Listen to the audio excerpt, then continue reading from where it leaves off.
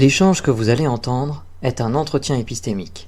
Il s'agit d'une conversation asymétrique dans laquelle on s'intéresse à notre interlocuteur en lui posant des questions. Au travers de celle-ci, nous cherchons à comprendre les raisons qui motivent son avis. L'objectif principal de cette forme de conversation est de passer un moment agréable et mutuellement enrichissant. Comment ça va, Exa? Ça va très bien, et toi? Ça va. Je vais un peu monter le son de mon côté parce que je t'entends de loin. Comment se passe ton dimanche? Tout va bien, rien de particulier. On profite du week-end avant de reprendre la semaine. Ouais, t'as profité du week-end rallongé ou pas trop? Oui. En effet, c'était un petit peu rallongé. Ok. Je fais partie des chanceux alors. Et peut-être qu'on a des horaires différents. Moi, c'est la Belgique. Mais dans tous les cas, pour le sujet, personnellement, j'ai jamais vraiment trop cru aux visites. Je pense que si c'était le cas, ça se saurait. On aurait des éléments très concrets, très probants, et pas des images floues qui sortent comme on les voit aujourd'hui. Par contre, des extraterrestres, oui, quasi sûr qu'il y a d'autres formes de vie, mais qui viennent nous visiter et que ce serait caché par des gouvernements pour des complots pas clairs. Ça, par contre, je n'y ai jamais cru, je n'y crois absolument pas. Ok. Donc ce que tu nous dis, c'est qu'effectivement les visites extraterrestres, en fait, pour toi, t'y crois pas parce que ça repose. Les éléments qu'on a sont pas assez forts, ils sont pas assez probants en tous les cas pour être sûr qu'il y ait une forme de vie qui viendrait nous rendre visite. Par contre, tu émets une nuance dans le sens où tu penses qu'il y a une vie extraterrestre autre part, mais pas qui vient nous rendre visite. Oui, c'est juste le calcul classique. Voilà, l'espace est peut-être infiniment grand. Les chances que la vie se développe sont non nulles, sinon on ne serait pas là. Et donc, voilà, on peut se dire que quelque part dans l'univers, il y a forcément une chose qui correspondrait à ce qu'on a en tête quand on se dit la vie. Mais c'est juste ça. Je ne suis même pas sûr pour d'autres formes intelligentes. Oui, pour toi, tu fais le distinguo entre la vie extraterrestre qu'on peut imaginer parfois ou retrouver dans les films, que certaines personnes pensent qui nous rendent visite, une forme humanoïde, et une forme qui est possible, mais plutôt peut-être à l'état du microbe ou autre. Oui, par exemple, il pourrait y avoir de la mousse ou que sais-je dans des fafonds des lacs sur Vénus, sur un satellite de Jupiter ou quoi, ça ne me choquerait pas. Par contre, la vie intelligente, ça, je trouverais ça extrêmement choquant, oui. Et pour quelle raison tu trouverais ça choquant? Parce que du peu que j'y connais en développement de la vie, je pense que l'intelligence, c'est quelque chose qui est très spécifique aux conditions qu'on a sur Terre. Donc pour moi, pour qu'il y ait des organismes qui s'y développent, faudrait comme la Terre, mais autre part. Par exemple, l'intelligence, il faut manier des outils. On a manié le feu, le langage, ce genre de choses. Des choses qui sont extrêmement spécifiques à notre espèce et à notre environnement. Notre environnement, peut-être qu'il n'y en a pas deux dans notre galaxie qui permettent le développement d'êtres intelligents. Ok. Donc tu nous définis l'intelligence plutôt comme l'utilisation d'outils et de la capacité d'inventer ou de communiquer. Oui, l'intelligence, c'est assez compliqué à définir, mais oui, je pense que c'est pas mal, oui, comme définition. Ok. Donc pour toi, effectivement, c'est pas possible en tous les cas dans les conditions qu'il peut y avoir autre part dans le système solaire que ça soit reproduit. Faut les mêmes conditions que sur Terre ailleurs pour qu'on puisse avoir cette forme d'intelligence. Du peu que je connais sur le sujet, oui, je ne pense pas qu'on aurait pu communiquer comme on le fait actuellement si on serait resté sous les océans, par exemple. Et sur quoi tu t'appuies au fait, comment tu sais que il faut cette forme d'intelligence faut qu'il y ait une forme de vie intelligente, pardon. Comment tu sais qu'on la trouve pas ailleurs ou Comment je sais que on ne pourrait pas la trouver ailleurs? Oui. Quelles sont tes sources? J'ai pas la source, j'ai pas de source qui démontre que il est impossible de la trouver ailleurs. La thématique, c'est plus est-ce que eux, ils vont venir vers nous? Est-ce qu'ils nous visitent? Est-ce que voilà, ils ont été vus par les Américains, ce genre de choses? Et j'ai aucune bonne raison de penser que c'est vrai, donc je n'y crois pas simplement. Oui, pour toi, en fait, c'est un découlement assez logique puisque tu penses que une forme de vie intelligente n'est pas possible ailleurs, finalement, une visite sur Terre de ces êtres-là est impossible aussi. En termes d'impossibilité stricte, je ne sais pas, mais si c'était possible, s'il y avait une chance non nulle, je m'attendrais à voir des choses différentes que je vois aujourd'hui. Je m'attendrais à ce qu'il y ait, je sais pas, la NASA qui fasse des lives à la place de leur satellite en suspension, en 0G. Ils le feraient en nous expliquant ce qu'ils ont trouvé comme forme de vie extraterrestre, ce genre de choses. Voilà, je m'attendrais à voir un monde, une communication sur le sujet très très différente si c'était vrai. Ok, pour toi, la NASA communiquerait, il n'y aurait pas un petit temps de latence où il se passerait rien, ou ça serait caché? Si, probablement, mais je ne pense pas que le temps de latence soit de 80 ans. Enfin, ça fait 80 ans plus ou moins qu'on entend parler de soucoupe volante. Je pense que ce serait plus une question d'années avant que tout le monde sache, plutôt que de décennies. Voire même de mois ou de semaines. Nous vivons à l'ère de l'information, ça va très vite aujourd'hui. Oui, et justement, en fait, il y a beaucoup d'informations qui circulent quand même sur ces possibles visites ovnis. Comment tu sais, toi, qu'elles sont fausses? Comment je sais que les informations sont fausses? Quel type d'informations? Moi, je pense qu'il y a vraiment l'armée américaine a vraiment capté ce qu'elle nous montre. Je pense pas qu'il y a de déformation. Je pense qu'ils nous montrent vraiment ce qu'ils ont. Par contre, je ne pense pas qu'on ait de bonnes raisons de penser que c'est des êtres intelligents venus d'ailleurs. On peut penser à des anomalies qui sont explicables d'une multitude de différentes façons, mais l'explication alien, moi, ne me convainc absolument pas. Ok, malgré certains éléments avancés par certaines personnes. Oui, faudrait un élément particulier. Mais en tout cas, de ce que j'en ai vu, oui, l'explication alien n'est pas la meilleure, c'est pas la plus prosaïque, c'est pas la plus simple, c'est pas la plus économe. Ok. Et toi, qu'est-ce qu'il te faudrait comme preuve pour que tu finisses par croire qu'effectivement il y a bel et bien une forme de vie intelligente qui nous rend visite? L'exemple classique, c'est la NASA a fait un live dessus, comme elle nous le fait depuis l'ISS, et qu'elle nous explique, elle vulgarise ce qu'elle a compris et ce qu'elle sait et ce qu'elle ne sait pas. S'il y avait ce genre de choses, évidemment, je serais très convaincu. Reconnaissance par les spécialistes, l'exobiologie, c'est un vrai domaine. Ça devrait être les premiers au courant. On devrait être plus avancé, avoir plus d'informations. Tout le monde devrait être d'accord.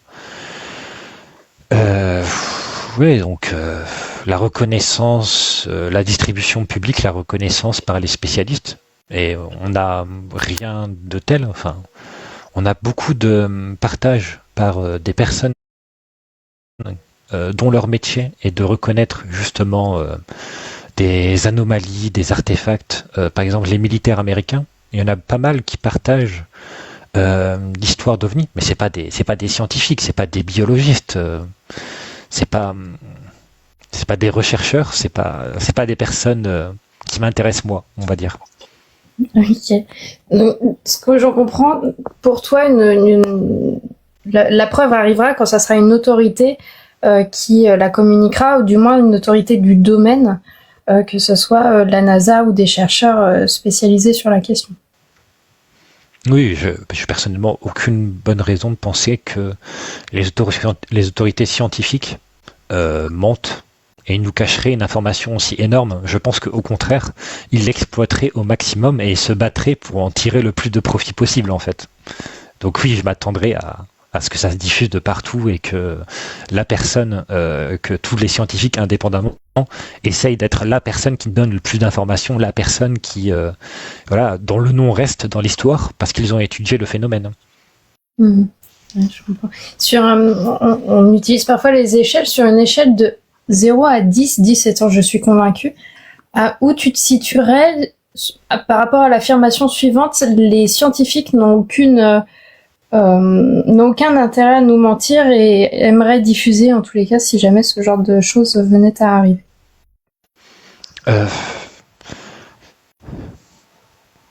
Je dirais normalement, s'ils sont bons, s'ils suivent les méthodes, on devrait tendre vers 10, j'imagine. Maintenant, les scientifiques en général, ça dépend. Ça dépend duquel. Mais oui, je serais proche de 10, on va dire 9, 9,5. Ok. Qu'est-ce qui pourrait te faire changer d'avis, baisser ou monter un peu plus ?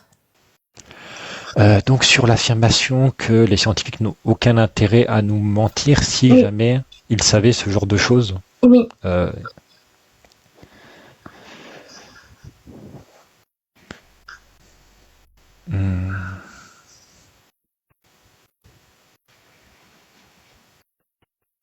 J'imagine que s'il y avait une séparation entre spécialistes, que c'était vraiment 50-50, et qu'il y avait la moitié qui disait non, il n'y a rien, et ce sont que la moitié qui ne sont pas indépendants, qui sont soumis à des autorités plus haut, et que l'autre moitié était parfaitement indépendant, ils avaient les faits, les preuves, ils avaient la vidéo de dissection, ils faisaient les lives, ils nous montraient les organes, ils nous montraient tout. Eh bien oui, je serais plus convaincu qu'il existerait en effet pas mal de scientifiques qui soient peut-être plus soumis à des autorités que je l'imaginais. Ok. Si effectivement tu as plus de contradictoires, en tout cas au sein de la sphère scientifique, tu changerais un petit peu d'avis sur la question. Oui, je pense que les spécialistes comme les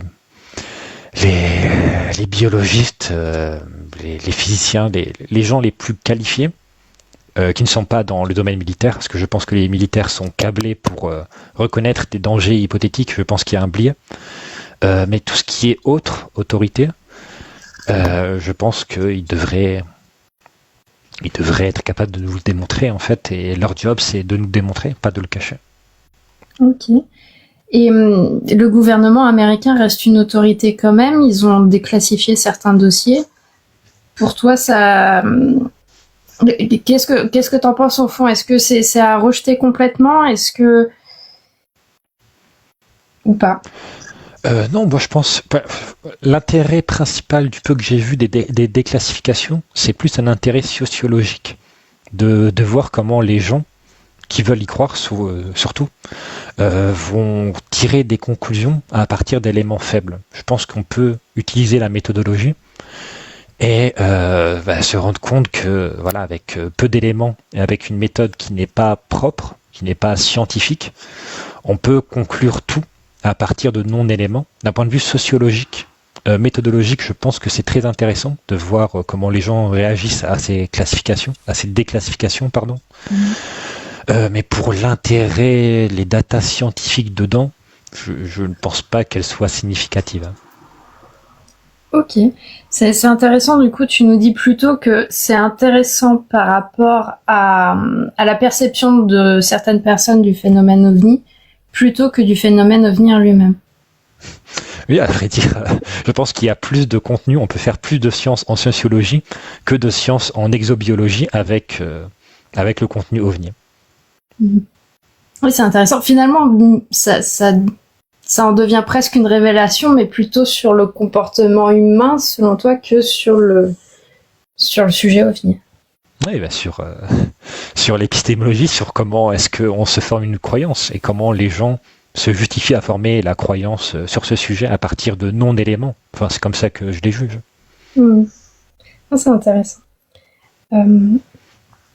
Donc peut-être des études sociologiques à venir de ces déclassifications plutôt que de rapports sur le phénomène OVNI.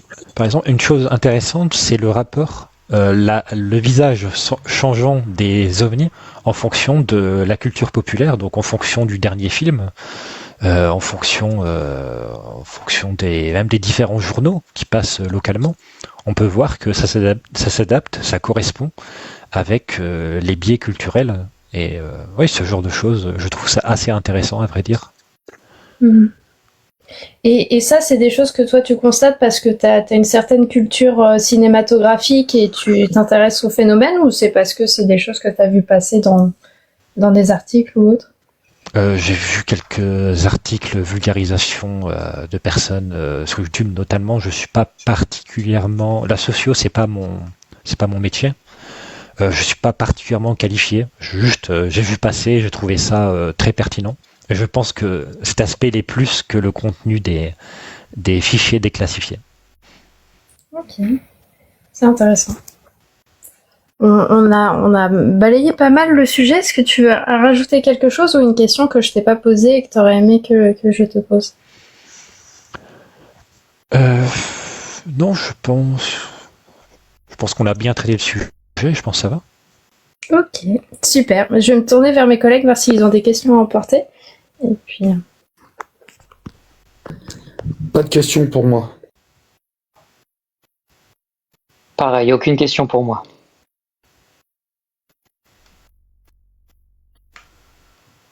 J'en aurais peut-être une petite comme ça. Salut Exa. À un moment, tu disais voilà que la probabilité qu'il y ait de la vie dans l'univers est très très faible. Et de la vie, de la vie intelligente, pardon. La vie intelligente te paraît extrêmement faible. Enfin voilà, il faudrait une Terre un peu comme la nôtre, des choses comme ça. Donc tu me confirmes, c'est bien ce que j'ai bien compris, j'ai pas oublié un truc.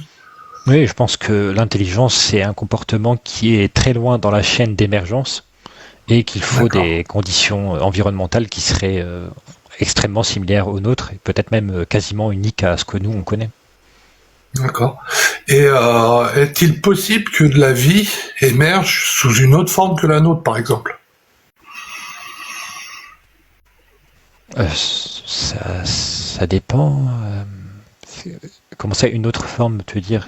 Est-ce qu'il pourrait y avoir d'autres organismes qui ne seraient pas des eucaryotes? Est-ce qu'on pourrait trouver des choses même avant? Qu'est-ce que tu entends par autre forme exactement? Par exemple, peut-être pas basé sur du carbone ou des choses comme ça.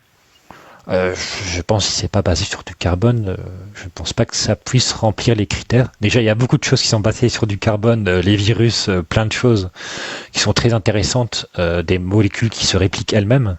Pourtant, on considère pas ça comme de la vie. Je ne sais pas. Je ne sais pas si un comportement complexe qui ne passe pas par le carbone, puisse être considéré comme de la vie. Ça peut être d'autres choses intéressantes, des formations de cristaux et autres, mais je pense pas qu'on pourrait appeler ça de la vie. Je pense pas que ce soit possible chimiquement de ce qu'on connaît aujourd'hui en tout cas. D'accord. Est-ce que tu t'es regardé juste peut-être c'est les exobiologistes ou des choses comme ça? Peut-être regarder ce qu'ils en disent. C'est plus ce que j'en connais de la chimie. Je sais qu'il y a plus de combinaisons seules avec le carbone et le reste des atomes que les autres atomes combinés. Donc je pense pas que ce soit une coïncidence que la chimie organique soit faite avec le carbone et pas autre chose. Je pense qu'autre chose, il n'y aurait pas assez d'éléments similaires pour qu'on puisse appeler ça de la vie. D'accord. Et la vie, enfin voilà, la vie c'est une définition. Est-ce qu'on la définit bien en fait? Mais après c'est des questions à porter.